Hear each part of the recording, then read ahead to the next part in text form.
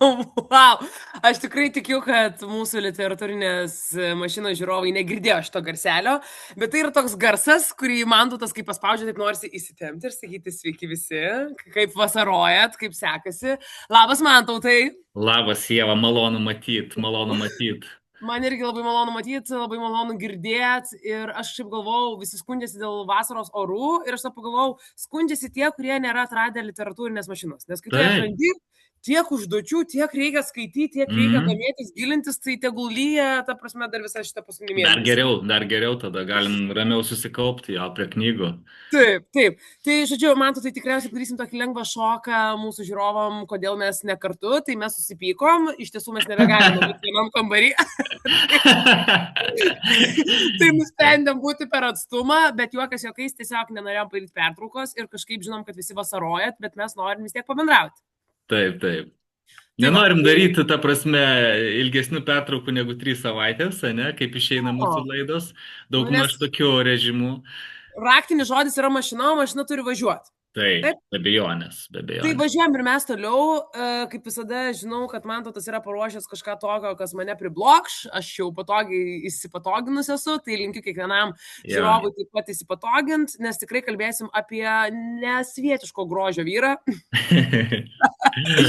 Mantautas mėgsta, mes juokavom prieš tai, kad jisai išrenka tokius rašytojus, Nu, taip poetus. gaunasi, kad gražus Taip, vyrai gražiai rašo, ta nu, prasme, bet, tai kažkaip bet sutampa, tai. Bet čia labai gerai, nes ir vyram tinka, ir moterim patinka. Tai Taip, žodžiu. taip, taip, taip, taip. Taip, bet kokiu atveju dar kartelį, Mantautai, kaip jūsų vasara, ką čia išrinkot ir kodėl šitą gražuliuką pasirinkot? Ir kas čia toks, apie ką mes šiandien kalbėsim? Tai gerai, vasara bėga, labai gaila, kad jau, nu, nedaug liko jos, bet kaip visada vasara labai greit prabėga, net lauki, o čia žiūri jau nebelieka tos vasaros, tai vat.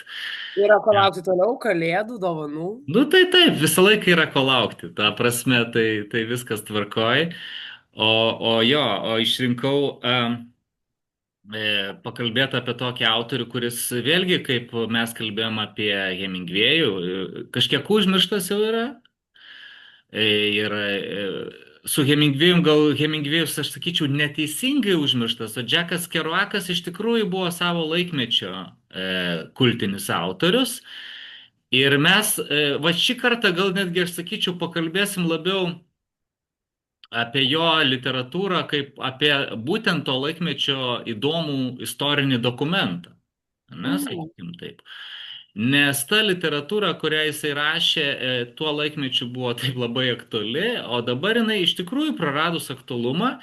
Ir čia nieko nepadarysi, bet kaip dokumentas istorinis ir kaip tas laikmetis yra labai įdomus. Tai aš galvočiau, vat, iš tokios perspektyvos pakalbėsim apie tą jo literatūrą ir apie tą autorių. Labai, sakykim taip, įdomu, ta prasme, istoriškai įdomu. Taip. Na, ta literatūra dabar, vat, gal labai ant mane supyks, sakykim taip, Kerouako gerbėjai, jeigu jų yra. Bet jinai, sakykim taip, tos literatūrinės vertės gilios jinai neturi, aš manyčiau. Kaip Mhm. sakau, kaip istorinis dokumentas jinai yra Jo, labai jo, įdomi, jo. bet, vat, jie va Bet vertė, jau. čia, kad suprastų žiūrovai, labai atsiprašau, man tai Mhm. pertraukiau, bet ta literatūrinė vertė, čia iš tos serijos, kad jisai, imkim tai, paliko kažkokį ten naują antspaudą, arba, vat, kai mes kalbėjome apie rašytojus, kurie atranda net naują kažkokį žanrą, Tai forma arba ten, nauja, nežinau, stilių, jo. stato filmus pagal juos ir visa kita. Tai jis gal, imkim tai, buvo tylesnis tuo klausimu, ar ne? Absoliučiai, jo, Mhm. absoliučiai, sakykim taip, ir be to jis ir, nu, čia ne aš čia, kas aš toks, kad kritikuočiau, bet buvo žymus rašytojai, kurie kritikavo jį, ta prasme, kaip Trumanas Kapotė, kuris sakė, kad čia yra toksai, nu, vos ne mašinraštis kažkoks tai. Jo. Ir ta prasme, tai jo, jis labai paprastai rašė, tiesą pasakius, va tie, va, kai aš rašiausi mūsų laidai, aš galvau, ką aš čia jums pasituosiu įdomaus. Ir aš tiesiog sunkiai radau, kas, nu, vat, būtų tokia citata, kuri, sakykim, taip, vat, kaip praeitą kartą atsimenat, jums sakė, šiurpas nuėjo per nugarą, ne? Tai Keli širpai ten buvo, pora jo, žaibų. cituojant Hunterį Thompsoną. Tai aš, nu, sunkiai radau tokią citatą, kur mano manimu nueitų šiurpas per nugarą. Tai va, tai vien tik tai tas daug ką pasako. Bet, kaip sakau, Viskas gerai, pasikartosiu. man šiurpas, kai aš pamačiau jo nuotrauką. Tai viskas Jo, gerai. jo, jo, jo. Tai taip, taip, Taip. taip. Jo, Tai bet kalbėkime apie kaip šitą. istorinis dokumentas Mhm. ir kaip to laikmečio, sakykime, palikimas, tai yra labai įdomus fenomenas, pats Taip. judėjimas, ne, kuriam jis priklausė, tas vadinamas Beat Generation arba palūžusi karta, kaip verčia, ne? Mhm. Nu, tai daug yra tų būdų išversti šitą žodį, nes beat tai yra ir kaip ir ritmas, ne? Jo, arba lūžis. Ir beat tai yra kaip pamuštas kažkoks tai, ne? Ir beatification kaip palaimintas, ne? Ir taip toliau, tai palaiminimas, sakykime, tai palaimintoji karta. Tai yra daug, kiti siūlo tiesiog versti beat karta. Aš netgi sutikčiau taip. Nes lietuvių, sakykime taip, kultūriniai spaudoj beat generation kartais verčiama kaip bitnikai, kas yra neteisinga. Kas Mhm. yra neteisinga, nes bitnikas yra, sakykime, jau toks sukarikatūrintas žmogus, kuris priklausė tai Beat Generation. Tai čia Taip. daugiau toks amerikiečių spaudos pašiepintis, sakykime taip, pažeminantis terminas. Mhm. Prasme, Beat Generation rašytojai nėra bitnikai. Pats, nors sakau, vat, dažnai taip jie yra įvardyjama, bet čia yra neteisinga. Čia dažniausiai neišmanimas vat, amerikiečių kultūros, sakykime taip. Taip.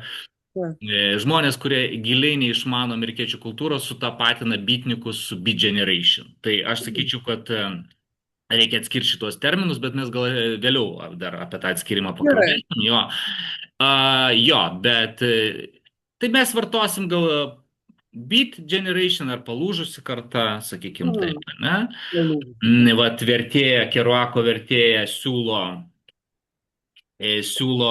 taip ir versti, vat, palūžusios kartos, vat, kelyje, vat, romanas, apie kurį mes kalbėsim, taip jinai ir vadina palūžusios kartos Beat Generation Biblija. O, Taip. Jo, prašau. Gerai. palūžusios kalbėsim apie palūžusios kartos Bibliją, bet pirmiausia, mes pakalbėsim, kaip visada, Ieva, ne apie... Apie tai, Pradėsim kas iš toliau, smalsu, sakykim taip. taip, apie tai, kas smalsu, kalbėsim apie ne tik gražų, bet tikiu, kad talentingą žmogų. Man čia yra atradimas, nes man tas taip daro, jisai mėgsta. E, bet aš manau, kad čia ne man vienai įpūsti kažkokių naujų pavardžių, kur gal tu ir matėjai tikrai 100% kai bibliotekoje arba knyginė tą knygą, bet tu niekada nesustoji ir nesigilinai, kas ją parašė. Tad apie kūrinį vėliau, dabar pakalbėkime apie jį patį. Taip. Jack. Gražus vardas, priklauso jau kažkokiam judėjimui, čia jau įdomiai skamba, bet kas čia per vaikinukas, kur jisai gimė, kur jisai augo ir koks jis. Ką mums apie jį reikia man tai žinoti? Jo, aš nežinau, čia gal ta prancūziška genetika, kad, kaip jūs sakote, jisai gražus. Nu, bet Nes, gražus. jo, jisai kilęs, jo tėvai buvo iš Kanados prancūzakalbių, iš Kvebeko. Jie atsikraustė į Ameriką. Ir Džekas gimė Masačusetso valstijoje, toks Luvilio miestelis yra, jis buvo toks nedidelis miestelis, nu, Amerikos, sakykime, masteliais nedidelis, Lietuvos masteliais gal būtų kaip Panevėžys, toks nedidelis, sakykime taip, toks nedidelis Amerikos masteliais miestelis. Ir iš tikrųjų tai jisai tik tai nuo 6 metų pradėjo kalbėti anglų kalbą, jisai kalbėjo prancūziškai.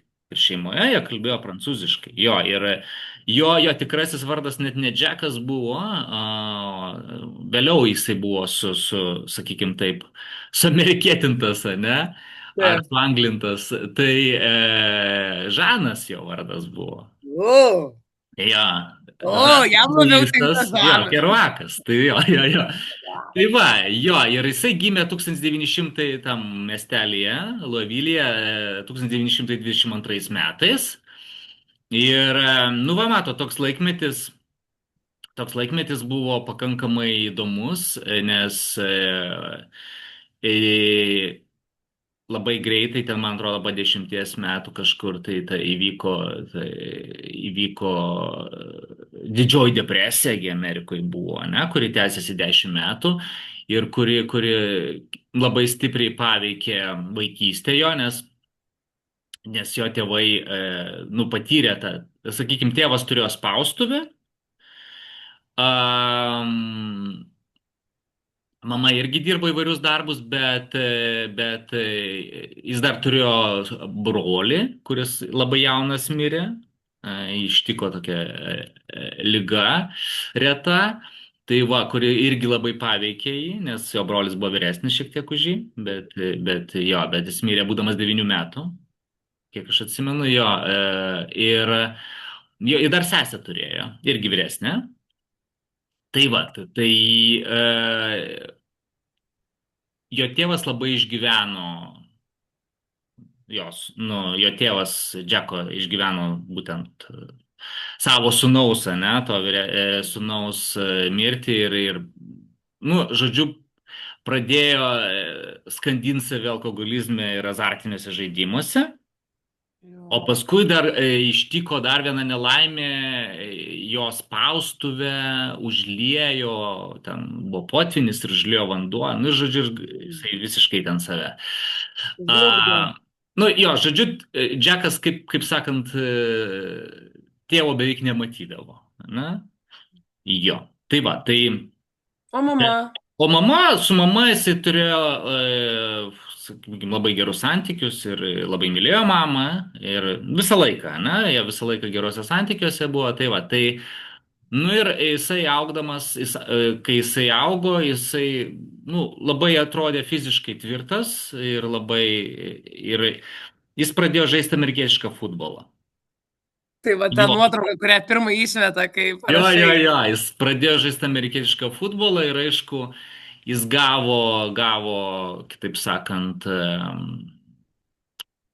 jisai jau viduriniai mokyklai užsirekomendavo kaip geras žaidėjas ir jisai gavo kvietimą į Kolumbijos universitetą New York'e.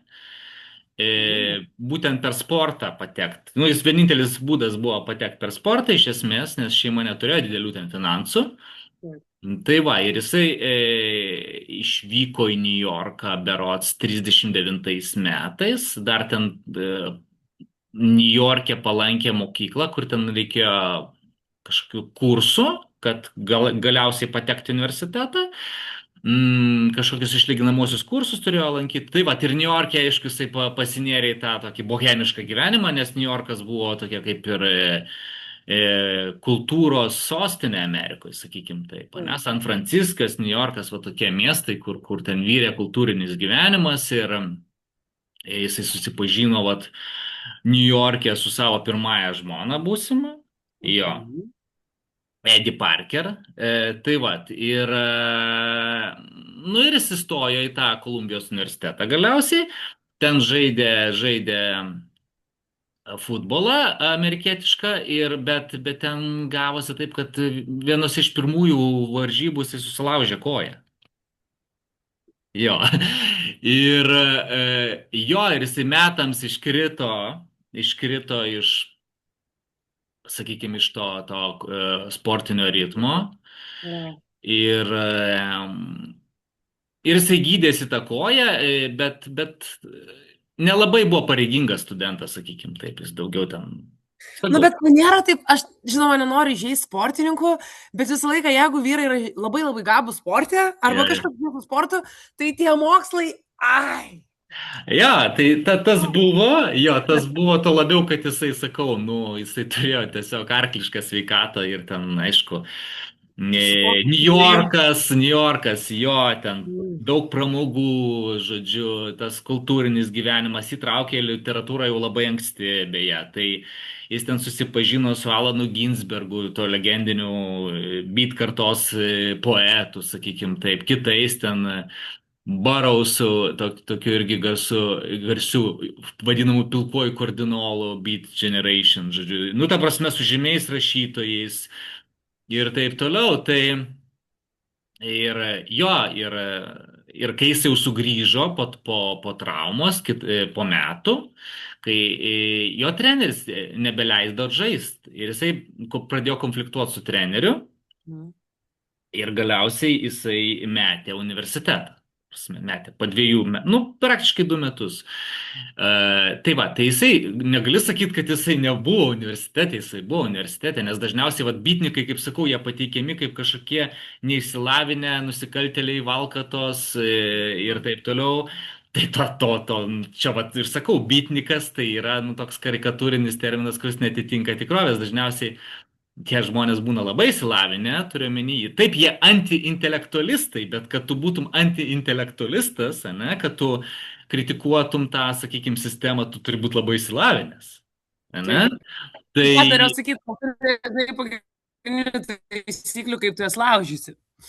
taip, būtent, ta prasme, kaip tu laužysi literatūros formas, jeigu tu nepažinosi tų literatūros formų, pavyzdžiui, ne, kaip tenai sako, jo, nu, žymus rašytojai, ne, kurie ten sulaužo tas, sakykime taip, patikė kažkokią naują, ne, kad naują stilių, tai jie labai gerai išmano tą literatūrą. Tai va, tai čia visi praktiškai ir Ginsbergas. Galiausiai Ginsbergas tapo, pavyzdžiui, jo draugas, ne? Jaunystės draugas tapo profesorium, man atrodo, kažkurio tai universiteto, ar to paties gal Kolumbijos universiteto profesorium. Tai, ta prasme, jo, bet grįžtant prie biografijos, nu va, tai jis tada stojo į karinį jūrų laivyną. Bet ten jį ištiko kažkokie ten galvos skausmai, ten, žodžiu, jisai pasiprašė pas daktarą, jam padarė ekspertizę, jam nustatė, dabartiniais terminais kalbant, šizofreniją, žodžiu, jo, paskui ten pakeitė į, nežinau, ar tai labai keičia, bet į šizoidinę asmenybę, tai va, nes jis turėjo problemų psichologinių, žodžiu. Ir galiausiai jis buvo taip demobilizuotas, tai yra atleistas nuo karinės tarnybos. Na va, ir jis debiutavo su tokiu romanu. Beje, su ta savo žmona dar, jie susitokė. Grįžti prie to, kas rūpi man. Jie susitokė ten labai irgi įdomiom aplinkybėm, sakykim taip. Jisai tenai įsivėlė į tokį kriminalinį konfliktą, kuris bandė padėti savo draugui išvengti atsakomybės, nes jos draugas, man atrodo, ar žmogžudystę kažkokią padarė, ar kažkokį tai nusikaltimą padarė. Jis ten tą bandė draugą, sakykim taip, bendrininkavo, slepiant įkalčius, sakykim taip. Ir jisai ten sėdo į kalėjimą, Keruakas. Ir jis jau, su savo tą žmoną bendravo ir ten tėvai iškėlė sąlygą, kad mes tave ištrauksim iš kalėjimo, bet tu turėsi vesti jų dukrą, žodžiu. Ir jisai vedė ją. Ir kodėl taip liūdnai viskas skamba? Jo, ir jisai turėjo vykti kažkur gyventi iš New Yorko, nes žmona ten iš Mičigano buvo kilus ir jie turėjo perskelti vos ten ar į tėvų namus, ar kažkur ten, va tenai. Bet į tą jos Mičiganą, žodžiu. Ir jisai ten ištvėrė gal, kai jo tokia šizoidinė asmenybė, sakykim taip, ištvėrė gal ten 2 mėnesius ir po 2 mėnesių tos skyrybos subirėjo. Oficialiai gal jos ten tęsiasi ilgiau, net 4 metų, bet realiai tai jos ten tęsiasi, kai jis nuvyko jau ten gyventa, ne? Tai va, tai žodžiu, jis ilgai nepagyveno su jam. O paskui tėvai neapkaltino, kad dabar keliausit gal į kalėjimą, nes čia nesąmonės darai su mūsų dukra. Tai tėvai, tikriausiai jau nieko negalėjo padaryti, nes jau šaukštai po pietų buvo, iš esmės. Jo, šaukštai po pietų. Man atrodo, gal tėvai net apsidžiaugė, kad tikrai tokio veikėjo. Bet šiaip čia buvo planuota, kad jisai taip, kaip čia, neš savo kudašių iš... Ne, tiesiog gal jis neplanavo, bet pagyveno ir pamatė, kad jam netinka toks gyvenimo būdas. Tokia standartinė buržuazinė šeima, ne? Gerai, atleiskime šitam gražuliukui šitą pradžią tokią nevykusią. Pradžią tokią. Nu va, tai... Jo, ir jis debiutavo su tokiu romanu, kuris vadinasi miestelis ir miestas. Beje, ten ta jo žmona, tenai jos prototipas buvo aprašytas tam romane, jinai ten veikia kaip viena iš veikėjų. Tai va, aišku, jis ten vardus pakeitė, ne, bet jau biografai žino, kad tai ten buvo būtent jo ta pirmoji žmona. Ten jisai vat, rašė, kaip tik jisai irgi pats kilęs iš mažo miestelio ir pagyvenęs Niujorke, jis ten vat, bandė aprašyti va tuos didmiesčių ir mažų miestelių skirtumus, ane? Tas romanas nebuvo labai nevykęs, bet jis nebuvo ir labai, kitaip Vykęs. sakant, vykęs. Mhm. Jo. Taip. Turiu meni, kad jis nesulaukė didelio rezonanso skaitančioje bendruomenėje. Bet čia buvo jo tas toks kaip Čia debiutinis, jo. jo, pradžia, ar ne? Pradžia, jo, Taip. po įsiskyrimo jis jį parašė iš esmės ir jo, jis nebuvo kažkoks labai vykęs, kaip sakau. Tai va, bet neblogas romaniukas. Jo, bet galiausiai jisai 51 metais, čia aišku, labai legendinė istorija, tai aš dabar papasakosiu legendinę istoriją, o paskui papasakosiu, kaip iš tikrųjų buvo. Na? Gerai. Nu, nes apipinta legenda. Jo. Žodžiu, jisai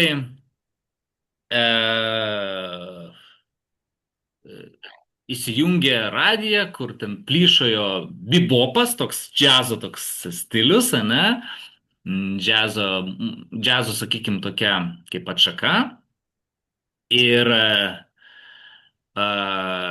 gerdamas kavą ir vartodamas ten, sakykime taip, jeigu aš gerai atsimenu, benzedrinas, man atrodo, ne? Toks yra amfetamino versija.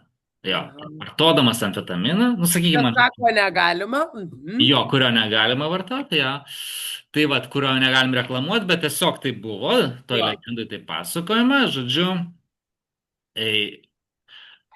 įdėjo į rašymo mašinėlę rytinį tokį, 36 metrų.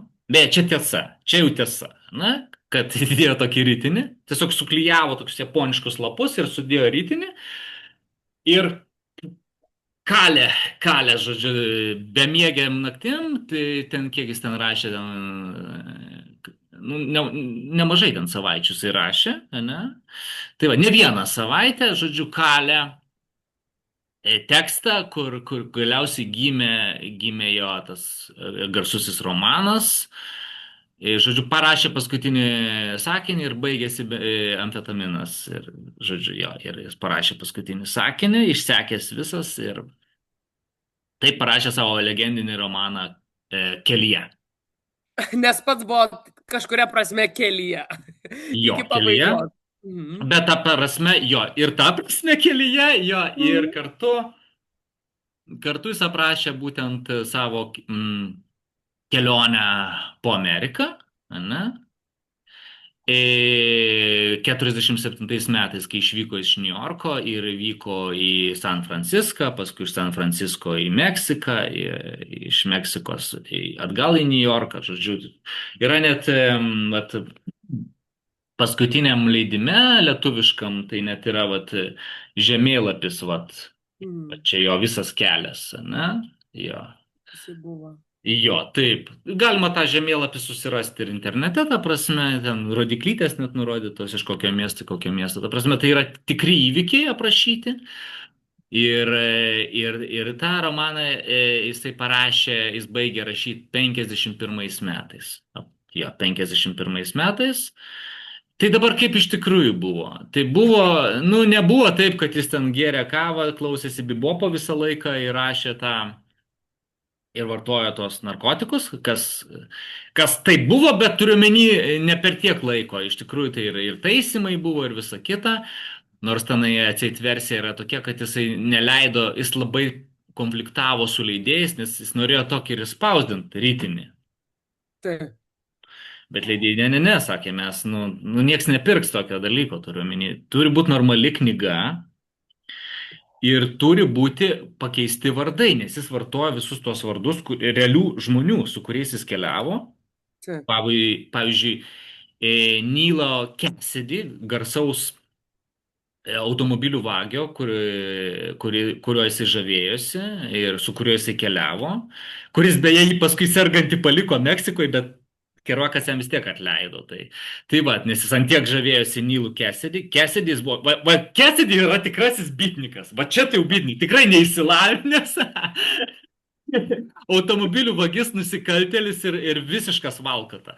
Tai Cassidy yra bitnikas, ta prasme, jau čia 100%. Tai va, kur jo, nu, kuris romane yra Moriartis, ne, pakeistas jo vardas, tai va.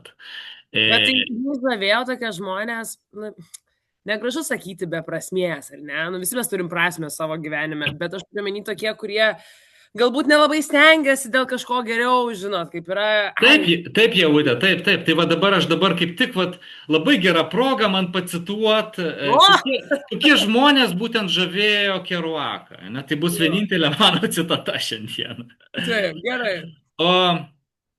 O aš kiūtinau paskui juos, kaip ir visą gyvenimą paskui tuos, kurie mane domino. O domino tik pakvaišę žmonės, pakvaišę gyventi, pakvaišę kalbėti, trokštantis visko vienu metu, tokie, kurie nežiovauja ir nešneka banalybės, bet dega kaip fejerverkai naktyje.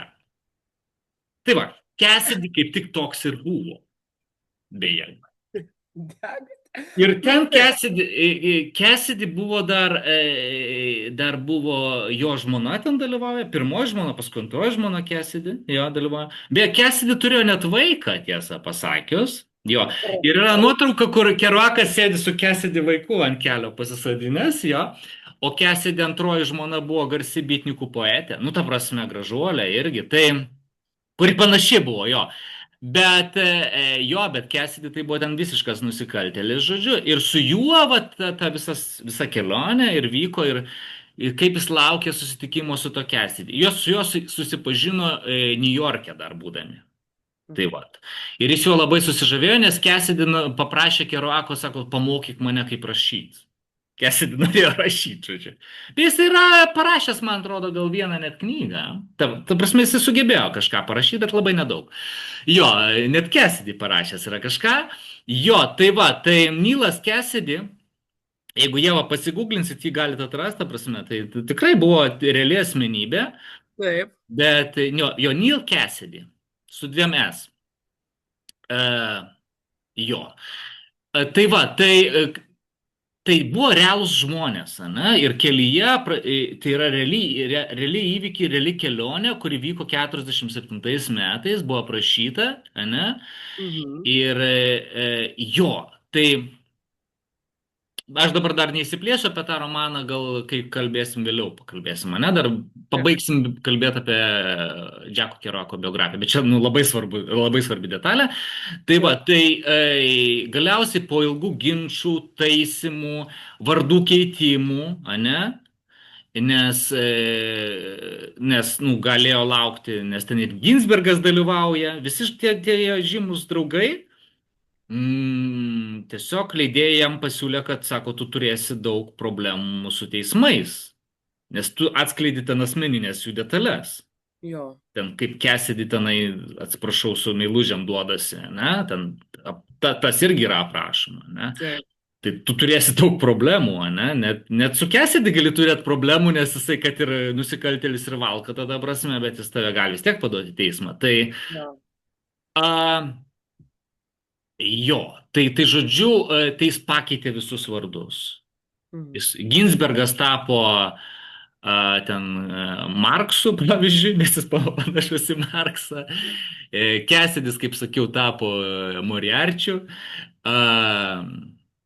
Net savo vardą Jackas Kerouakas pakeitė, ne? Pasivadino, lietuviai rašo Selas, ne? Jo. Bet iš tikrųjų Soul, jo, ten. Tai va, tai žodžiu, jo, ten, va, pavyzdžiui, aš net, va, pavyzdžiui, Soul Paradise, Jackas Kerouakas, ne? Dinas Moriartis, Neil Cassidy, pavyzdžiui, ne? Karlo Marx yra Alanas Ginsbergas, ne? Old Bull Lee, Williamas Burroughsas, pavyzdžiui, ne? O Kamilė, pavyzdžiui, yra Cassidy, va ta antroji žmona. Ai, Visi supratau. buvo pakeisti, ne? Ir galiausiai 57 metais, tai po 6 metų ginčių ir taisymų, ne, buvo išspausdintas romanas Kelyje. Tai 51 jisai pabaigė rašyti, 57 buvo publikuotas ir kai jis ėjo su draugė, aš dabar neatsimenu jos vardo, jie ėjo ten lyjo lietus, New York'e kažkur tai ir jie ten palindo po stogu ir skaitė pirmąją recenziją. Ten buvo labai palanki recenzija, aš dabar neprisiminsiu, kas ją rašė, bet ten kažkoks, nu, žymus literatūros kritikas, man atrodo, ar New York Times'e, jo. Žodžiu, buvo labai palanki recenzija, jie tiesiog drebančiom rankom skaitė ją ir negalėjo patikėti. Tai va, tai Džekas Kerouakas tapo per vieną vakarą žvaigždė. Va, va. Jo, Mes per per vieną, vieną naktį didelį užaugom.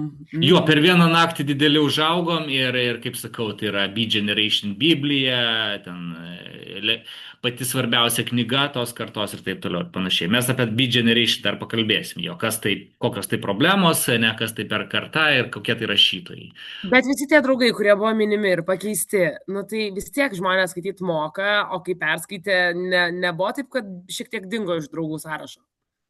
Nežinau, greičiausiai ne, nes, nu, vis tiek, kai pakeisti vardai, tu gali sakyti, kad čia išgalvota viskas, ne? Ir tu gali labai greit, nu, atsiribot nuo to, ne? Tai kažkokių konfliktų aš, nu, nesu skaitęs, kad buvo užfiksuota, ne? Okay. Kaip sakau, Neil Cassidy, tai, nu, jis ir taip visiškas, atsiprašau, psichopatas yra. Ir jisgi, Jo, sakau, man paliko šitą Džeką Kerouaką sergantį Meksikoje, kai jie keliavo visą laiką kartu ir jis tiesiog kaip metė, ta prasme. Ir paliko jį sergantį ir ten vos prie mirties slenksčio jisai buvo, realiai. Tai su kokiais žmonėmis jisai draugavo visų pirma, ne? Jo. Bet ten Bet taip. pirmas dalykas, kai įrašai, vat, jūs, kai sakėt paguglinti apie tą Neil Cassidy, nu šiaip vyras simpatiškas Tai vėlgi. aš Čia gal sakau, daugiau jo, dozės. ta prasme, Taip. Bet jo, pirmas žavus dalykas, ką vyras, jo. pirmas dalykas, ką apie jį meta, kad mirė nuo narkotikų Jo, perdozavimo tai. Meksikoje, tai supranti, kad tai yra žmogus, kuris, nu, va toks. Nuo ko daugiau jis galėjo, taip. Va toks, va, jo, žodžiu, lyrinis nukrypimas, tai grįžkim, Jo, kur buvom. Tai išleidžia knygą, per vieną naktį tampa žvaigždė ir Jo. ar tai yra gerai jo naudai, ar vis dėlto kažkuria prasme tai, nes kitiem būna ta pergalė per vieną naktį labai baisu, vėliau jeigu nesigauna taip gerai, liūdesys ir depresija. Tai šiaip jis drovus buvo žmogus ir ta prasme, ir tuo labiau, jis jau iki to laiko daug gėrė, tai jis tiesiog dar daugiau pradėjo gerti. Ir jo, nes, nu, ta, sakykime, taip šlovė jam buvo maloni, bet jis toliau laikėsi savo tokio gyvenimo būdo, ne, kurį propagavo. O paskui jisai nukrypo labiau, reikia turėti omeny, kad tuo metu Amerikoje buvo labai populiarios tarp va, tos kartos žmonių, tarp jaunimo, iš rytų atėjusios, sakykime, taip idėjos ir dzenbudizmas.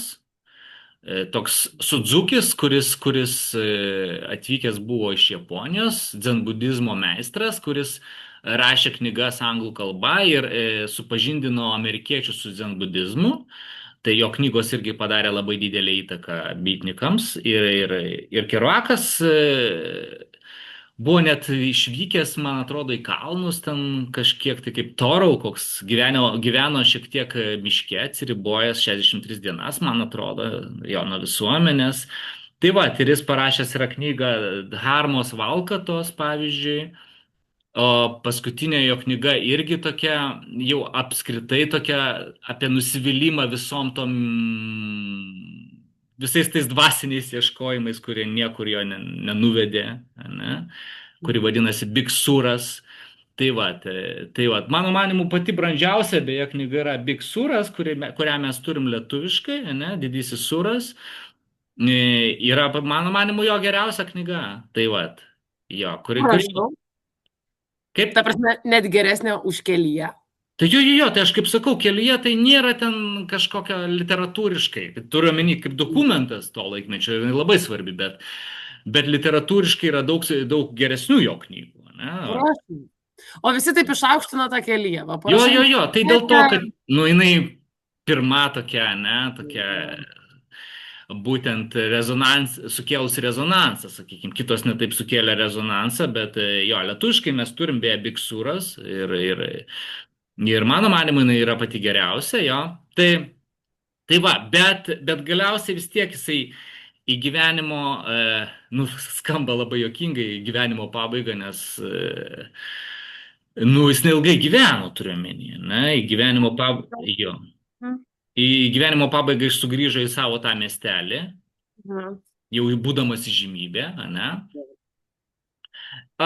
Dar nepaminėjau, jeigu kalbant apie tas jo žmonas, tai jis turėjo antrą žmoną, ne? Jo, jis turėjo antrą žmoną, Joaną Hovertį, kaip čia tart, Havertį gal reiktų sakyti taip, tai jie ten irgi santuoka ilgai netruko, jinai truko gal apie 8 mėnesius santuoka. Kodėl? Uh, Ar jam nepatiko moteris? jinai jį paliko. Ai. Jo, jinai jį paliko. Net moteris gali palikti gražius vyrus. Jo, bet, nu, tai tikriausiai suprantam dėl ko, ne? Nes tai negražiai elgėsi, ar kaip jo draugeliai narkašinosi, kur nors. Atsiprašau už tą Nu, leksiką. taip, jo gyvenimo būdasgi buvo koks, ne? Mesgi jau kalbėjome, ne? Alkoholis. Tuo labiau, kad, kaip sakau, tos psichologinės problemos turėjo irgi tikriausiai įtaką šizoidinė asmenybė. Ne? Tai nepastovi visiškai asmenybė. Tai kitaip sakant, bet jinai paliko jį besilaukdama dukros. Tai va, jo. Keruakas turėjo dukrą, kurios ilgai nepripažino, bet galiausiai turėjo pripažinti, ne, po, nu, sakykime taip, tų tyrimų, ne, kad tai yra jo dukra ir jis turėjo pripažinti, nes, nu, medicininiai tyrimai tą parodė tiesiog. Jo. Tai va, ir galiausiai jis vedė trečią žmoną šiam 6, man atrodo, metais, ne? Jo, ir ta žmona greičiausiai atėjo iš bėdos, sakykime taip. Jinai labiau norėjo įvesti, nes, nu, yra daug versijų, aš nenoriu labai giliai leistis, nes čia dar atskira būtų diskusija, ne? Nes čia buvo labai ilgos bylos, nes neva ta žmona pasinaudojo tuo, kad Keruako mama buvo patyrus insultą ir jam reikėjo pagalbos slaugyti mamą. Ir ta žmona neva, jos vardas čia Stella Sampas, jo, jinai prisiplakė tiesiog prie jo nu vat, ir aš nežinau iš tikrųjų, sakau, nenoriu giliai lysti tas detalės. Tai va, bet jo, jie pragyveno jau iki jo gyvenimo galo, nes galiausiai jo, jisai tam savo miestelį, bet tam savo mieste žmonės nelabai laukė Keruako, nors jis buvo žvaigždė, bet jisai buvo žinomas kaip girtuoklis ir taip toliau ir panašiai, jisai baruose dėl atsidėdavo, ne, ir įsiveldavo į muštynės ir galiausiai ten... Yra daug versijų, bet viena iš versijų, kad jis žiūrėdamas sporto varžybas pasijuto blogai, pasipylė kraujas iš burnos, žodžiu, ir vidinis kraujavimas prasidėjo ir jo nebeišgelbėjo. Ten, atrodo, dar jis buvo išvežtas į ligoninę, bet jis mirė. Tai va. Jis mirė būdamas 69 metais, tai jis mirė būdamas 47 metų. Koks jaunas. Jo. Diagnozė kepenų cirozė. Nu tai aišku, nuo alkoholio ir nuo benzetrino ir visokių tokių, kitaip sakant, medžiagų. Jo, medžiagų. Tai va, tiesiog gyvenimo būdas į pražudė labai jauną, nors jisai, sakau, turėjo labai gerą sveikatą ir visą kitą. Jo, ir ten buvo, sakau, ginčas, nes įsivėlė į ginčą dėl turto, jis nors ir, kaip sakau, vedė tokį gyvenimo būdą, bet jis paliko visai nemažą turtą, nes žymus žmogus buvo ir Amerikoje jo. Ta prasme, ten ir autorinės teisės, ir leidyba, knygų, jisai, ir knygų pardavimai, ir, kaip sakau, ir autorinės teisės. Jam sukrovė nemažą turtą, ten vieni skaičiuoja įvairios sumos, bet apie 20, man atrodo, milijonų dolerių. Tai Oho, jo, jo. nemaži pinigai kaip žmogų, kuris negali valdytis dėl alkoholio. Taip, taip, taip, taip, tai čia visai nemaži pinigai, jo, jo. Taip, tu gali įsirengti namų barą. Gerai. O man vis tiek labai yra įdomu, man tai labai daug kur kartojo, na, kad mes bitnikų negalim jo vadinti, bet ta visa kaip reikia papult, kodėl jis tenai papuolė ir ar čia reikia kažkaip stoti, ar jie čia įsikūrė, kaip jo gyvenime ir ar tai padarė kažkokią minimalę įtaką jo kūrybai, ar čia tiesiog kažkoks klubas, kaip sekta, į kurią tu įstoji ir tu turi ženklelį.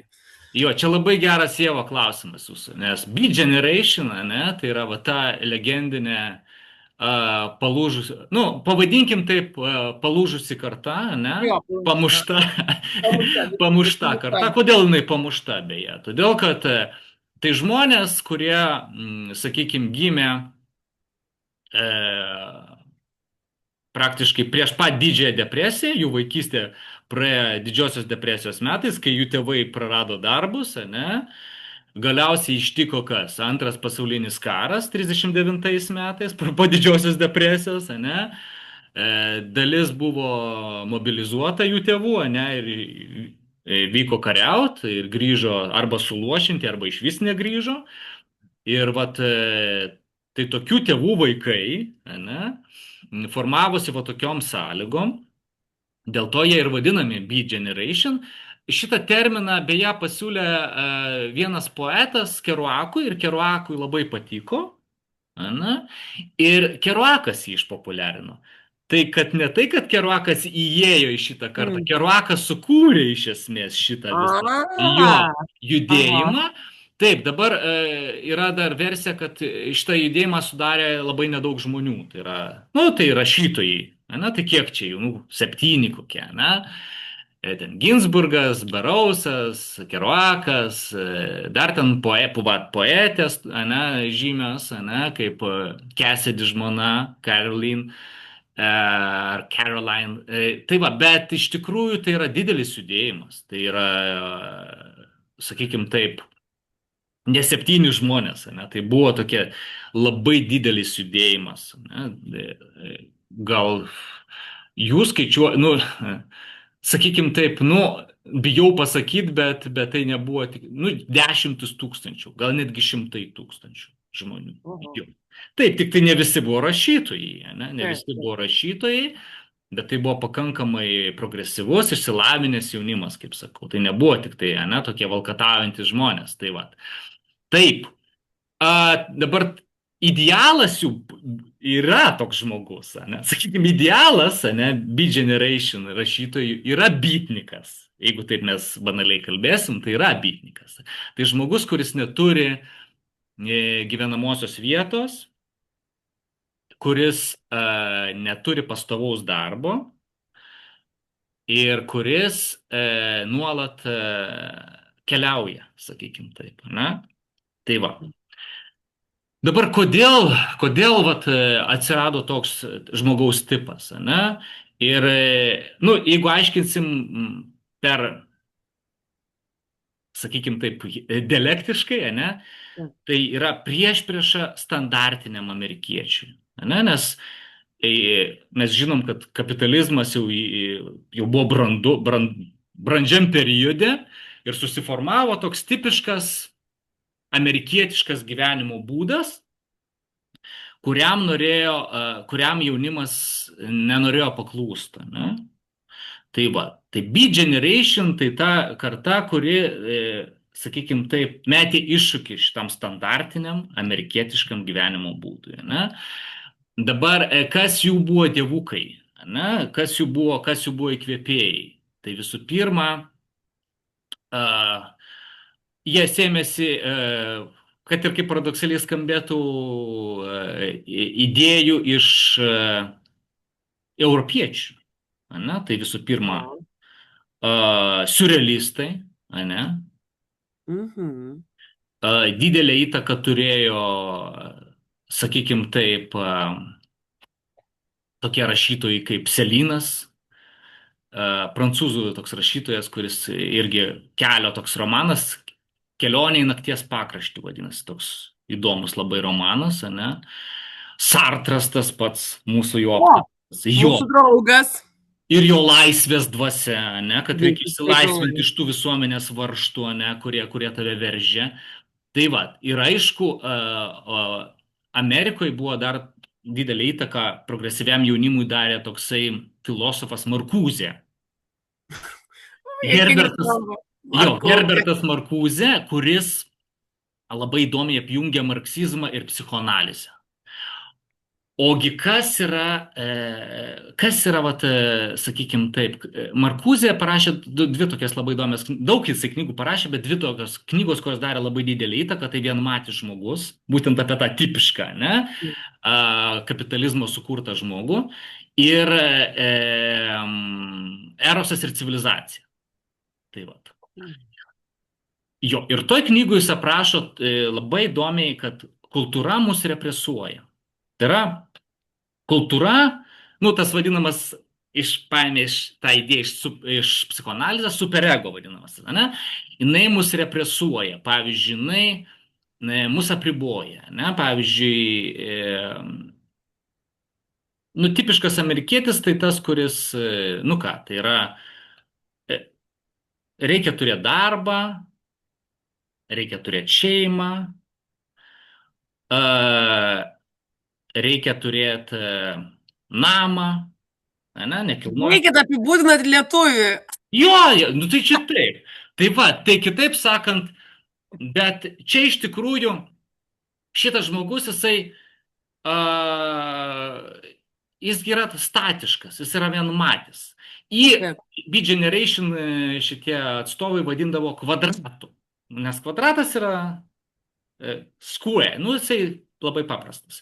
Aš nežinau, kodėl, aš skaičiau daug versijų, kodėl kvadratas. Kvadratas, nu visos kraštinės vienodos, ne, bet dar ta prasme, kad jis masto ne out of the box, o kaip tik kaip inside the box jisai masto, ne? Jisai kaip žmogus dėžė, jisai masto dėžėje, turiuomenys standartiškai masto, ne? Ir dėžėsgi viena iš kraštinių, jinai labai panašiai kvadratą. Ne? Tai va. Tai dėl to tie žmonės yra vadinami kvadratais. Tai va, Ieva, jeigu sutiksi standartinį lietuvį, standartinis lietuvis lygiai toks pat kvadratas. Lietų kvadratą.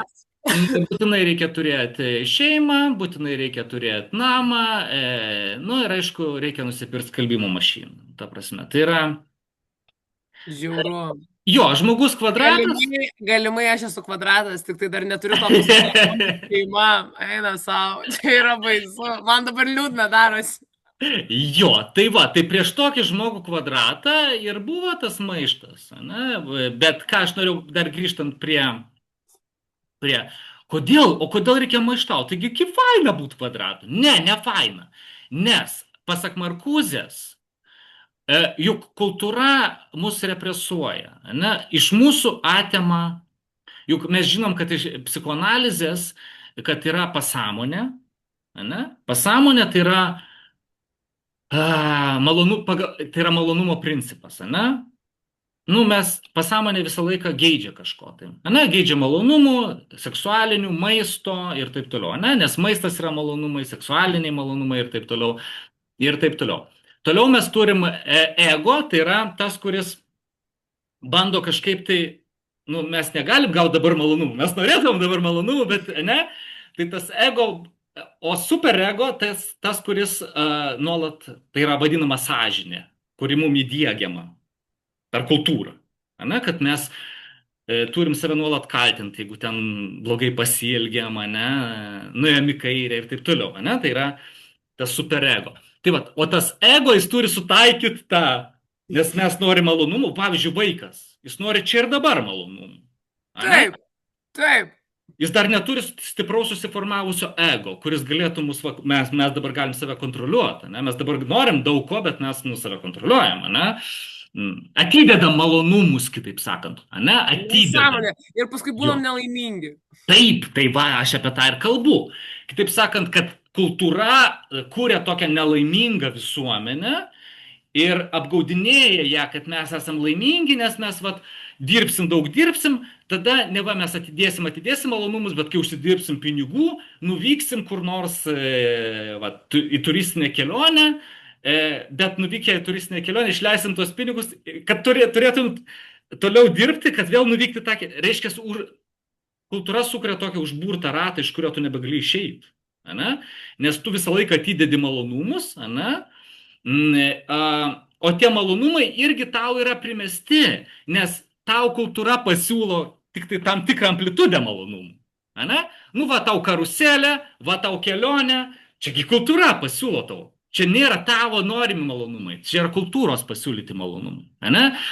Reiškia, kultūra represuoja visų pirma, ir kultūra, kitaip sakant, pasiūlo tau tik tai tam tikrą, reiškia, tavo net tie malonumai, pavyzdžiui, koncertas, Pitbulio koncertas, visi labai, bet tai yra kultūros pasiūlytas malonumas. Ir tai yra ne tavo malonumas asmeniškas, nes visi Pitbulio koncertą nuėję išgyvena tą pačią emociją. Tai nėra tavo emocija, tai yra sukurta emocija. Tai yra kolektyvinė emocija. Kolektyvinė emocija tai nėra tavo emocija. Visi dar užsidėję tas. Ta prasme, tai yra kolektyvinis, visiškai kolektyvinis, sukurtas kultūros. Ir dar už kurį tu susimoki krūvą pinigų, tai tau kapitalizmas pasiūlo malonumą, už kurį tu susimoki pinigus. Va, tai reiškia, kitaip sakant, Markūzė sako, kad mes turim perkurti visuomenę. Čia yra neteisingai sukurta visuomenė. O darbas yra irgi primestas, žmogus neskirtas darbui. Darbas yra primestas ir netgi žmonės yra priversti pamėgti savo darbą, ta prasme. Kultūra įdiegia tau tokias schemas, kur tu tiesiog tau instaliuoja taip, kad tu, pavyzdžiui, pradedi mąstyti, kas nedirba, tas nevalgo, ten net per patarlės ir taip toliau tau instaliuoja, duona verkia tinginio valgoma ir taip toliau, tau net vėl sąžinė, žodžiu, tau kultūra nuleidžia, Pavyzdžiui, kodėl, žmonės, pavyzdžiui, gėdėsi, būt nuogi, pavyzdžiui, irgi kultūros yra primesta. Vaikai nebijo būti nuogi, vaikai laksto. Oi, ne. Jo, bet suaugęs sako, negražu, ir tau galiausiai, arba, pavyzdžiui, tau kultūra primeta tam tikrus grožio standartus ir žmogus net atsisako malonumų, pavyzdžiui, atsisako suvalgyti pyragaitį dėl to, kad jisai jaučia sąžinės priekaištus, jis atidaro šaldytuvą ir jaučia sąžinės priekaištus dėl to, kad kultūra jam instaliavo šitą, visą reikalą. Bet kaip baisu. Čia baisu. Ir tada... baisus ir žiaurus. Taip. Ir tada žmonės serga anoreksijom, bulimijom ir taip toliau. Čia yra psichosomatinės ligos, kurios yra kultūros, produktas. Tai va, tai Markūzė sako, reikia sugrįžti prie pasaulio erotizavimo. Kad sugrįžti prie malonumų. Erotizavimas tai nereiškia sugrįžti prie sekso, turiu omeny. Ir visada, pusryčiam, pietums ir... Tame tarpe ir taip, bet ne tik. Seksas tik viena iš dalis pasaulio erotizavimo, turiu omeny, kuri irgi svarbi, bet mes žinom, kad seksas irgi yra tapęs, tai nėra tik tai yra tapęs kai kuriems žmonėms rutina ir kančia ir visa kita. Tai pasaulio erotizavimas, kad tu turi nuolat išgyventi pasitenkinimą. Ką tu darai, ką tu veiki, O mes žinom, kad žmonės, pavyzdžiui, eina į darbą ir dirba, kenčia 8 valandas, tada pavalgo, trumpalaikį pasitenkinimą išgyvena, todėl vėl dirba. Tai va, tai Tai Markuzė, kitaip sakant, reikia perkurti visuomenę, kur mes nuolat išgyventumėm pasitenkinimą. O kaip tai padaryti? Marksas yra pasiūlęs jau tai. Tai kaip sakau, čia psichoanalizė sujungta su marksizmu. Gi Marksas sakė, kad a, galiausiai gamybos priemonės taip įsivystys, kad nebereiks žmonių, kurie dirbtų. Nu, nes mašinos už mus viską padarys. Tai dabar jau taip ir Tai vyksta. taip, taip, taip. Tai už mus viską padarys mašinos, ane? Ir jis beveik teisus buvo, nes dabar yra per daug prekių, per daug daiktų, per daug visko yra, nereikia tiek, ane? Ir žmonės turi būti, kaip Markuzė sakė, katapultuoti iš darbo sferos, iš homo faber, iš dirbančio žmogaus, mes turim būti homo ludens, tai yra, ar ludens, nežinau kaip tiksliai latiniškai, tai būtų žaidžiantis žmogus. Mes iš dirbančių žmonių turim tapti žaidžiančiai žmonėmis.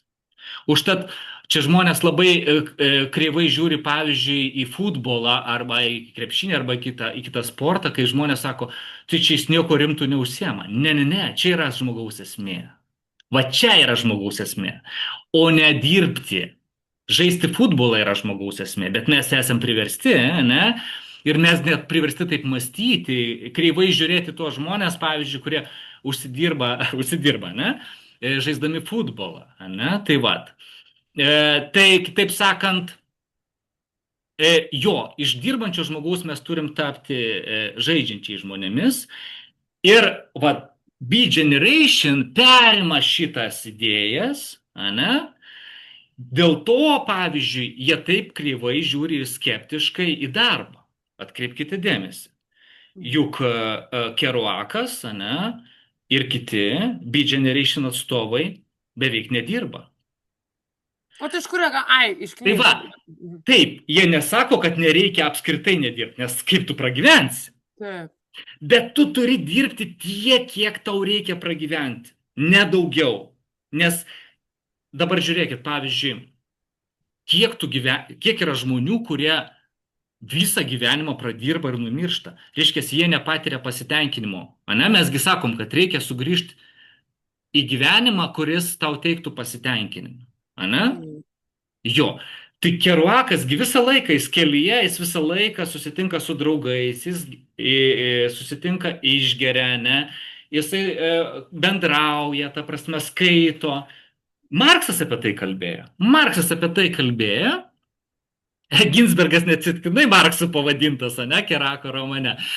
Apie tai kalbėjo, kad taip, mes aišku, čia utopiškai, utopiniai visuomeniai, mes ryte atsikėlę, sakykim taip, žvejosim, po pietų mes kursim poeziją, va tokia bus utopinė visuomenė, ne? Tai va, dabar kodėl taip neįvyko, ne? Kodėl taip nevyko? Čia ilga diskusija, aš turiu knygą labai įdomią, vadinasi Šūdmalos darbų teorija. Tokia didžiulė knyga, išleido kitos knygos, ten autorius aprašo dėl to, kad čia yra politinis projektas. Mes iš tikrųjų dabar galėtumėm nedirbti, pasaulyje užtenka visko, bet tiesiog mus visus, tiesiog yra versija, sakykim taip, kuri nežinau ar teisinga ar ne, bet yra versija, kad tokia dešinioji versija, dešiniųjų politikų ir intelektualų, kad jeigu tu paliksi žmogui laisvę, jis pradės daryti nusikaltimus. Reikia žmonės, prižiūrėti, tai reiškia įdarbint Šūdmalos darbai. Kaip vaikam mamos liepia knygą perskaityti prieš... Taip, kad jis kažkuo būtų užsiėmęs. Tai yra Šūdmalos darbų teorija ir jisai toj knygui detaliai aprašo, kad yra prikurta daug darbų, tiesiog, kad pasaulyje yra labai daug žmonių, kad jie būtų visą laiką užsiėmę. Bet aš sakyčiau, čia yra neteisinga. Jeigu mes nuo mokyklos laikų, o dieve, čia aš dabar jau apie pedagoginę programą pradėsiu kalbėti, bet jeigu mes nuo mokyklos laikų pradėsim mokytis vaikus, kaip elgtis su savo laisvė, mes galim išmokyti juos atsakingai elgtis su savo laisvė, ta prasme. Ane? Tai va. Tai jo, Taip įdomu, nes, nu, čia toks irgi lyrinis grupimas, bet labai įdomu su jumis diskutuoti visom temam, nes dažniausiai mokykloje moko, kaip ginti savo laisvę nuo istorinių laikų. Čia taip, mes apsigynėm, čia turim ginti, čia žodžiu, ir visą laiką ginti, ginti, ginti. O kaip tu gali apsiginti to, ko tu nepažįsti? Nu, prasme, jeigu jo, tu dar niekada tas. neturėjai tos laisvės, tai kaip tu ją apginsi? Na, aš kalbu iš vaiko Ieva, dar perspektyvos. tas, jo, ir dar vienas momentas. Ir dar mus moko, kaip įsilieti darbo rinką sėkmingai. O, čia jau Jo, reikia atkreipkite įsipilti dėmesį, jo. gertos. Jo, ten tie, pavyzdžiui, pramonininkai sako, nu kam čia reikia tų humanitarinių mokslų? Ruoškim inžinierius, ruoškim tenai tuos, kurie ten duos kažkokią. Ta prasme, tai va, tai jo, bet grįžtam dabar jo, bet čia jo, nukrypam. Jo, taip, ginti laisvę, aišku, reikia, ne, bet kartu reikia ir mokėti elgtis su ta laisvė. Jo, Arba supras, kas jinai yra. Nu tikrai, jo, mes, jo, arba suprast, suaugę kas yra. žmonės, Taip, galbūt turim savo išprusimą, bet paklausiau, nežinau, savo taip, brolio, kuriam 10 metų, kas yra laisvė, jis taip, pasakytų, žais su kompiuteriu visą parą. Va čia va yra taip, taip. laisvė. O ne Jo. ten kažkas daugiau, žodžiu. Tik aišku, turėkime omeny, kad Beat Generation susikūrė Amerikoje, kur iš tikrųjų ten, nu, pakankamai laisva visuomenė. Beat Generation negalėjo susikurti kokioje Sovietų sąjungoje, ne? Mesgi žinom, Reikėjo pabandyti. jo, reikėtų pabandyti ir žinom, kas tai buvo, nes jie pabandė tą daryti, nes po Beat Generation atėjo hipiai, ane? Jo. Kurie buvo inspiruoti Beat Generation. Bet hipiai, aš pasakyčiau taip, nieko nebepridėjo kultūrai. Beat Generation atnešė literatūrą. Hipiai nesukūrė savo literatūros, ane? Tai va, tai Jie su turi jie... savo įvaizdį, judėjimą, muziką, gal per tai, nu mes juos žinom ir jie išliko. Jo, Stilių. bet jie turėkite omeny, kad jie atėjo iš Beat, jie inspiruoti Beat Generation, ane? Ir Nu, visi jo, mes turim savo Bibliją. Tai va dabar žinosim, kas hipių Biblija. hipių Biblija yra kelyje. Nu, tai Net va. ir keli. Jo, jo, jo, jo. Dėl to jie ir gyvena ant ratų ir važinėja tai savo busiukus. Taip, taip, Per taip. filmus. Tai va, taip, hipiai buvo inspiruoti, ne? Nes aš sakyčiau taip, Beat Generation prasidėjo iš karto po antro pasaulinio karo, tai yra Kem 5, tęsiasi kažkur apie 20 metų. Piką pasiekė jau ten 60-metį, šiam 5 metai baigėsi praktiškai, ne? Nu, Kerouakas mirė šiam 9, ne? Bet nuo šiam 5 jau prasideda hipiai, sakykime taip, ne? Tai va, ir hipiai jau jie kultūrai nieko daug nedavė, bet hipiai, pavyzdžiui, Sovietų sąjungai buvo persekiojami. Tai va. Tai aišku, ilgais plaukais bernai. Taip, tai yra... Nesąmonė. Aš mūsų klausytojams galiu parekomenduoti vieną labai įdomų filmą. Soviet Hippies sukurta estų režisierės, kaip ten ir Kalanta paminėtas, ir kiti hipiai Lietuvos, kurie buvo persekiojami, bet ne tik Lietuvos. Soviet Hippies ten būtent apie visus Sovietų sąjungą, ir Rusiją, ir Estiją, ir Latviją, ir Lietuvą. Tai va, bet grįžtant prie Beat Generation, ne? Tai va, tai jie žiūrėjo kreivai, jau dabar jau aiškėjo, ne, aiškėja viskas, kodėl jie kreivai žiūrėjo į darbą. Dirbti reikia taip, kad išgyventum, bet nedaugiau, nes atkreipkite dėmesį į standartinį, sakykime, tą kvadratą. Tai jisgi dirba, nu mes klaidingai irgi manom, kad jis dirba, pavyzdžiui, koks nors verslininkas, kad jis dirba 8 valandas per parą. Jis ne, jisai į darbą reikia nuvažiuoti valandą, ne? Iš darbo grįžti dar valandą. Vakare tu galvoji dar apie darbą, nes ten susipikai su savo kolega, pavyzdžiui. Tai tu realiai darbų gyveni 24 valandas per parą, 7 dienas per savaitę. Va taip. Ir kai pagalvoji, nu čia irgi šiaip žiauru, bet vardan ko. Taigi tu Taip. numiręs. Ir net išvažiavęs į atostogas tu galvoji apie darbą. Taip, ir tu skambini, ir Taip. nuotoliu dirbi. Nu, ta prasme. Taip. Tai va, tai žiūrėkit, dabar mes jeigu dialektiškai pažiūrėsime, ne, arba sakykime taip, čia aišku gal labai tokia griežta teorija, kuri sako, kad Beat Generation tai yra atmetimas viskas, kas yra kvadratas. Bet iš esmės tai yra tiesa. Tai yra negatyvus kvadratas, sakykime taip. Nes kvadratinis žmogus, šeima, ane? Beat Generation atstovas atmeta šeimą. Taip. Kvadratas. Darbas. Beat Generation atstovas atmeta darbą. Ane? Atmeta. Toliau. Gyvenamoji vieta, namas. Ane? B-Generation atmeta stabilią gyvenamą vietą. Jo. Ne. Ir taip toliau, ir taip toliau. Dabar dar vienas įdomus momentas, ane, tai yra, kad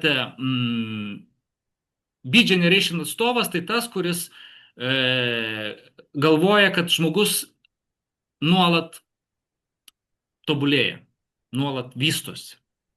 Tai yra tekmė, nu kaip pasąmonė, ane? Tai yra nestabilus procesas. Tuo tarpu žmogus kvadratas iš esmės jisai nesivysto. Nu taip, įsigyja naujų įgūdžių, pavyzdžiui, kaip valdyti telefoną arba kaip įjungti skalbimo mašiną. Bet čia nėra dvasinis vystimasis. Čia yra tiesiog nauja habit jis įgyja. Ir viskas. Ane? Jis nesivysto. Jis yra stabilus. Ane? Tuo tarpu B-Generation atstovo manimu mes turime vėl pasijungti prie pasąmoninio srauto. Ane? Prie malonumo principo pasijungti. Sugrįžti prie malonumo principo. Atsisakyti represyvios kultūros. Ane? Tai yra išgyventi pasitenkinimą. Ane?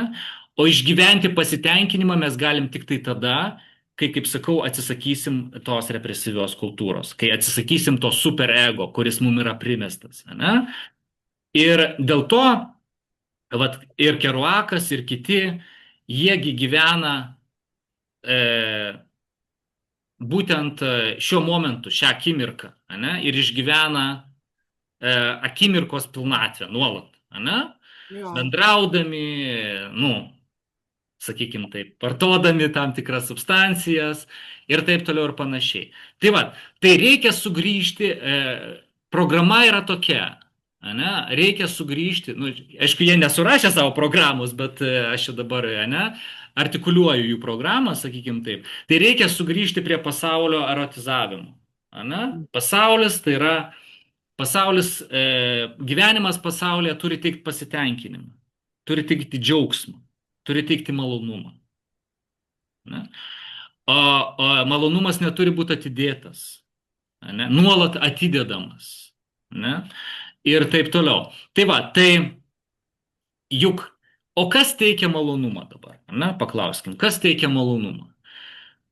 Ir dabar galim vat sugrįžti prie romano kelyje. Na, tai malonumą teikia būtent netikėtumas. Spontaniškumas. Tiksi kely, ar kada baigsis benzinas? Jo, ta prasme, kai tu negali numatyti, ne? Nes kai tu, pavyzdžiui, eini, nu, pavyzdžiui, susiruoši eiti į paskaitas, ne? Ir tu nueini į paskaitas. Neįdomu, nes tu jau žinojai, kur tu pateksi. Bet įsivaizduokit, Ieva, jūs dabar einat, tarkim, į mano paskaitas ir nueinat į kavinę. Įdomu, netikėta. ir tai teikia pasitenkinimą, tai teikia malonumą. Klasikinis pasiteisinimas tėvam, kai eidavai į mokyklą, bet nedaidavai. Tiesiog nepavykdavo. Ja. Tai va, arba pavyzdžiui, nu kaip Henris Milleris, jisai ėjo kažkokį tai San Diego mieste kažkokį visuomeninį pastatą, kažkokiam dokumentų reikėjo ir jis pamatė afišą, kad vyksta Emos Goldman paskaitos. Ir jis vietoj to, kad nueitų kažkokius dokumentus priduoti, nuėjo į Emos Goldman paskaitas apie literatūrą ir jis išgyveno tokį malonumą, jam padarė tokį įspūdį. Tai va, tai lygiai taip pat ir kelyje. Tugi nežinai, su kokiais žmonėm tu susitiksi. Nežinai, kokį tu išgyvensi emociją. Ne? Kas tavęs laukia už kampo, tu nežinai. Ir tai teikia tau didžiulį malonumą. Ne? Ir dėl to atkreipkite dėmesį, vat, beje, Dinas Moriartis arba Cassidy, jisgi masto visai nestandartiškai, ne kaip žmogus kvadratas. Dėl to, pavyzdžiui, jo ir policija nelabai sugauna, todėl kad policija masto standartiškai. Pavyzdžiui, Nilas Cassidy, jis dažniausiai vairuoja automobilį, nes, kas įdomiausia, Keruakas parašė kelyje, bet jis prastas buvo vairuotas, jis nevairavo, jis neturėjo teisų tuo metu. Tai visą laiką vairavo Cassidy. Arba Džekas Keruakas važiavo autostopu, arba vairavo Cassidy. praktiškai visą laiką. Tai va, Jo, tai iki momento, kai draugą palikdavo ten. jo, taip, kai taip, tai jis tranzuodavo ten labai įdomiai, ypač pirmas 100 puslapių jisai ten tranzuoja, iki pat San Francisco jisai nutranzavo, nes paskui jis tik Cassidy sutiko. Tai taip, jis įsipažinojo iš seniau, bet jis paskui jį sutiko vėl, jau kitame mieste. Tai, bet jis nuvažiavo iki San Francisco per Denverį, tranzuodamas ir su sunkvežimių vairuotojais bendraudamas ir važiuodamas sunkvežimių kabinoje ten su visokiais lauko darbuotojais. Nu, ta prasme, smagu, visą laiką smagu, ten daliniesi viskių ir taip toliau ir panašiai. Tai va, tai ką aš norėjau pasakyti, kad Cassidy niekaip nesugauna policija, nes Cassidy masto būtent nestandartiškai. Jis praktiškai nevažiuoja, jis dažniausiai nuvažiuoja ne ten, kur planuoja nuvažiuoti visą laiką. O kai jis pavogė automobilį, nu, dažniausiai policija masto standartiškai, racionaliai. Ne? Nu, jeigu žmogus pavogė automobilį, jis nu, turėtų kažkur nuvažiuoti, ne?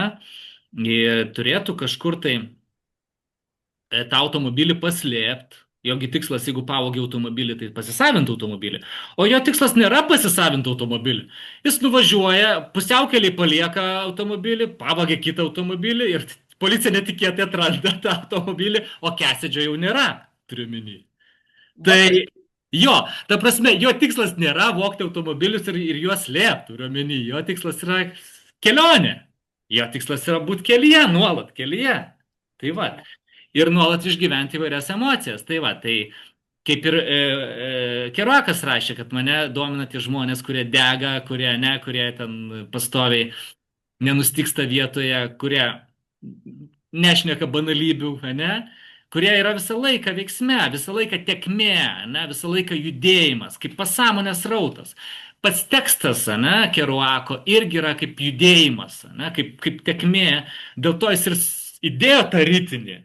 Dėl to jis ir dėjo tą ritinį ir dėl to jisai rašė ir jis pats sakė, kad ką aš parašiau jau nebereikia taisyti. Aš išgyvenau tą emociją tuo momentu. Jinai tokia buvo tuo momentu. Nieko nebereikia taisyti. Aišku, čia yra mitologizuota, daug buvo taisimų ir ten koregavimų. Bet ką aš dar noriu pasidžiaugti vienu dalyku, kad neužmiršt, galiausiai po 50 metų buvo išleistas ritinys. Nu, turiu minį į knygą sudėtas, bet su jau originaliais vardais. Taip. Ir lietuvių kalboje mes turime jį, vat, originalus ritinys kelyje. Jisai daug storesnis negu sakykime, ta knyga, kuri buvo išleista dar tarybiniais laikais. O pažiūrėkit, kuo skiriasi pataisytas, ne, kuris buvo išleistas 57 ir kuo skiriasi po 50 metų išleistas. Ne? Tai yra, va čia yra. Čia yra su Cassidžiu, visi tie vardai yra čia, ta prasme. Nes po 50 metų jau... visi mirė. Taip, visi mirė, taip, būtent. Jo, visi mirė praktiškai, visi mirė. Nieks į teismą nepaduos. Nieks į teismą nepaduos, jo, nebent giminaičiai, bet iš esmės visi mirė. Ir tu gali, čia iš tikrųjų jau toks nepolitkorektiškas šiaip kūrinys. Ta prasme, čia jau stiprus, sakykime. Aš tik tai... Nu, aišku, kas aš toks, kad kritikuočiau mūsų gerbiamą vertėją, kuri ten yra ir daug apdovanojimų gavusi, Irena Balčiūnienė, bet sukritikuosiu. Labai korektiškai, tikrai aš labai gerbiu ją, nes jinai pirmoji, beje, atnešė Kerouaką, jinai pirmoji išvertė, dar rusų kalba nebuvo išversta sovietmečiu, dar nebuvo išverstas latvių kalba ir lenkų kalba, jinai kažkaip prastūmė šitą vertimą ir jinai sugebėjo, vat,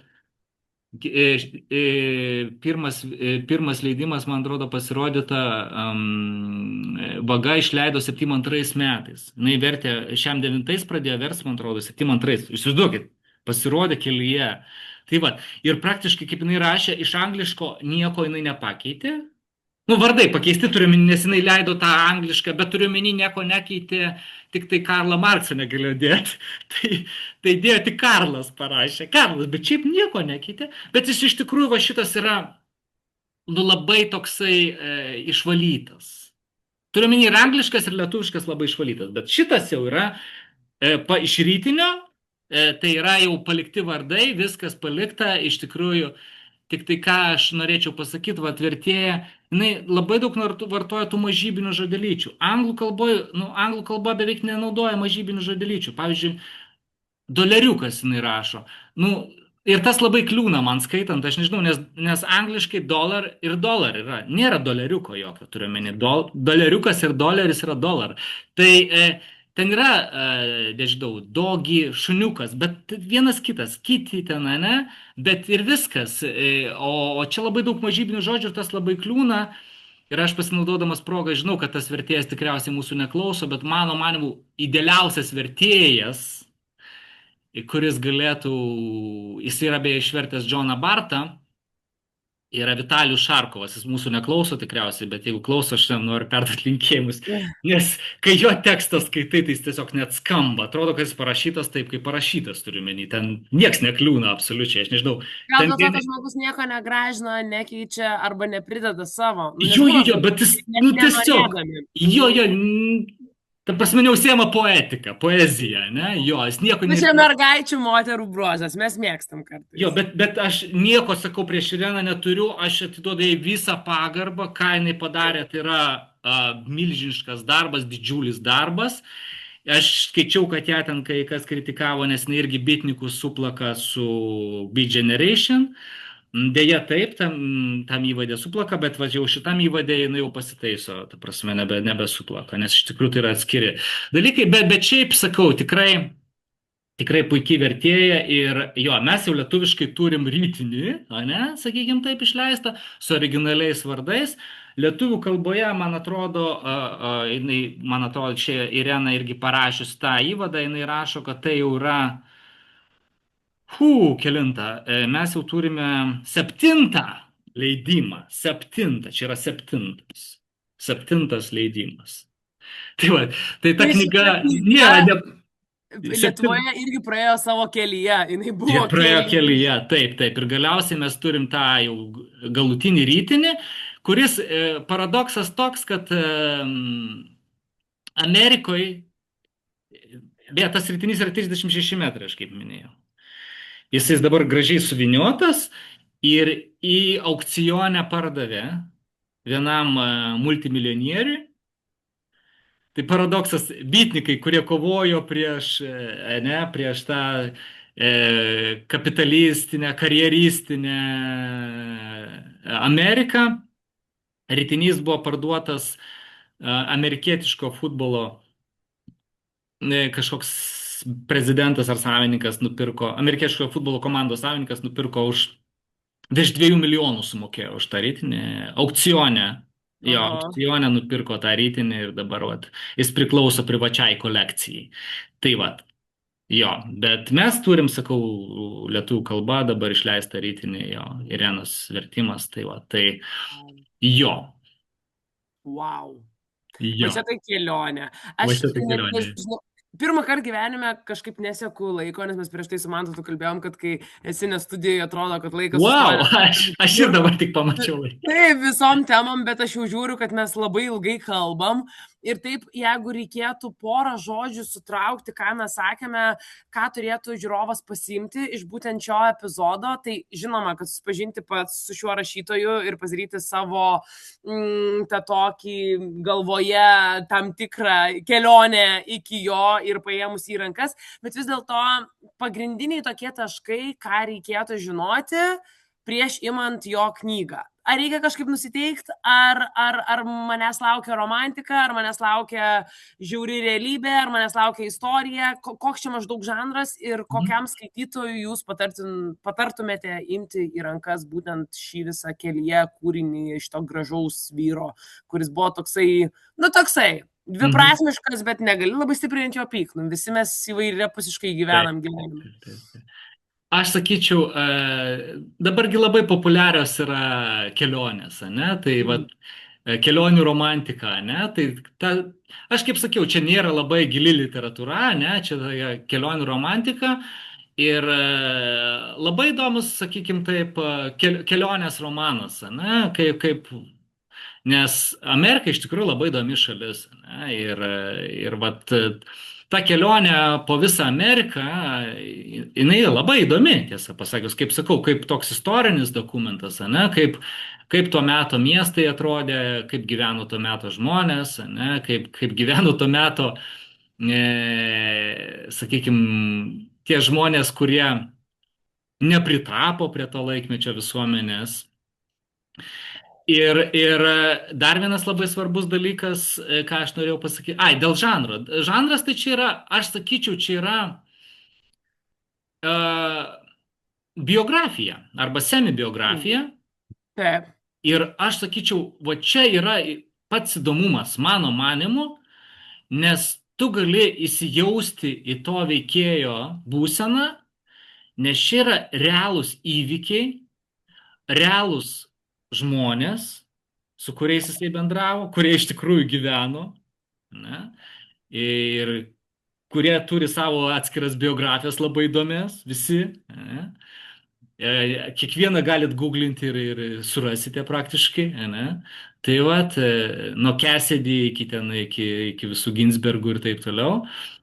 Ir nes kai tu skaitai fiction, tu žinai, kad ir kaip gerai jinai parašyta, tai yra fiction, tai yra netikra, tu negali susitapatinti. Jo. Tu negali susitapatinti. O čia, kai skaitai, tu pats išgyveni tuos įvykius realiai. Esi su juo. Taip, esi su Kelionėje. juo.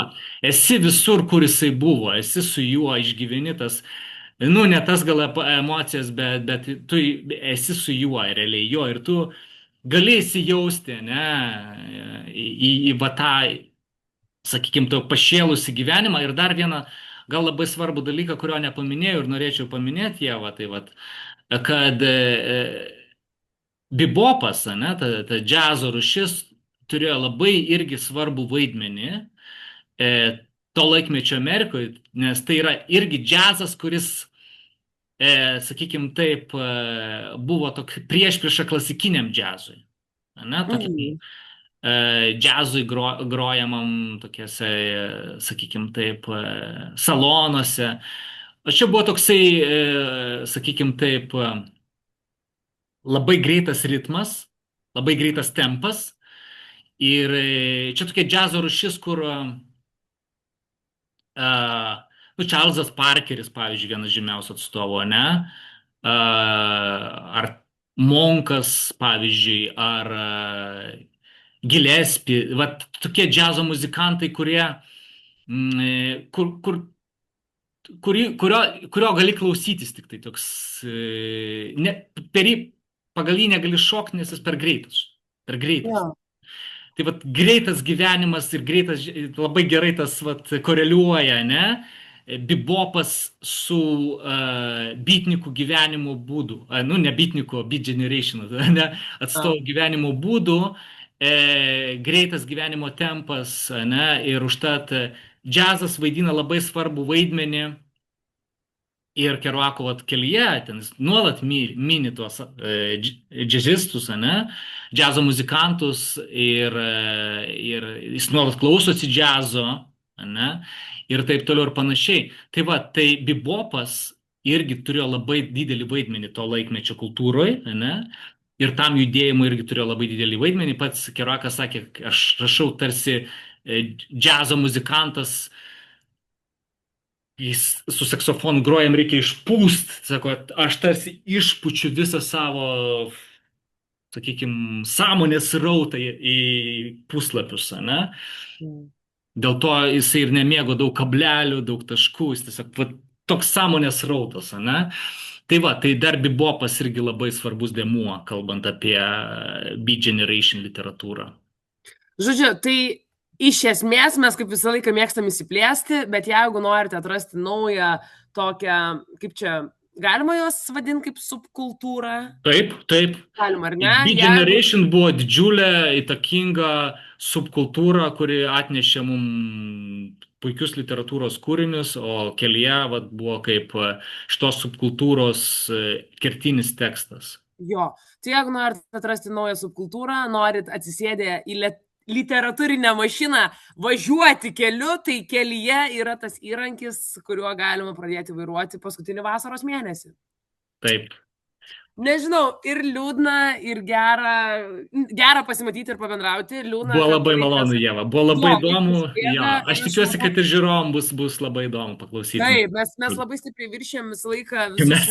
laiko Jo. matus su Mantautu, nes įdomus, kaip visą laiką žmogus, kuris laiką pasiruošęs, Mantautas Ruzas, jis išmokau pavardę sakyti, man dviguba šventė, bet juokas pavyzdžiui, Mantautai, esate žmogus, kuris laiką esate pasiruošęs, šią vasarą puikiai dirbat, ačiū, kad dalinatės Ačiū savo Jums, Ieva. darbu. Ačiū, Ieva. Gal aš pradėčiau sakyti savo žaidimu su mumis, mes jaučiamės. Ačiū, Ieva, kad randat laiko su manim pasikalbėti. Aš Oi, tikiuosi, visada. dar nufilmuosim vasarą dar vieną laidą, jo, bet jinai jau išeis, ne šita, bet kita laida jau išeis rugsėjai greičiausiai.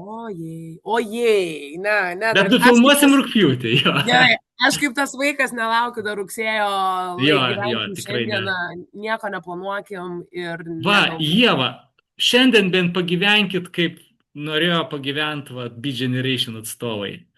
Išgyvenkit. Oi, keli, tuoj visa žiniasklaida bus mano nuotraukos, aš pagyvensiu. Juokas juokais, bet jo, aš irgi norėčiau palinkėti tą paskutinį mėnesį. Daugiau, ne, ir žiūrovą aš norėčiau palinkėti, kad daugiau, patirkit to pasitenkinimo gyvenimu, mažiau tos represyvios kultūros, mažiau kreipkite dėmesį į tuos visokius, sakykime taip, kultūrinius apribojimus. Jeigu norit pyragaičio, suvalgykit pyragaitį. Jo. Jeigu ir tas pyragaitis bus 5 per jūsų dieną, nebūkit kvadratas. Nebūkit kvadratas, don't be square. Jo, gerai, fantastika. Labai gerai čia. Jo, nebūkit kvadratas. Beje, vienam filme Pulp Fiction, man atrodo, ten ta pagrindinė veikėja ir sako, tam nebūk kvadratas. Jau tada geriau žiūrėkit trikampį. Aš atsimenu, matote, kai mes ėjom į liūdną trikampį, kai jūs visą gaują vaikų ar ne, studentų, tai kosmosinis irgi filmas, kažkaip prieš akis dabar surezonavo. Viskas, nebenoriu laikyti žiūrovų, nebenoriu laikyti jūsų, gražaus savaitgalio, gražaus likusio mėnesio vasaros ir jo, iki kitų. Iki kitų kartų, viso geriausio, ate.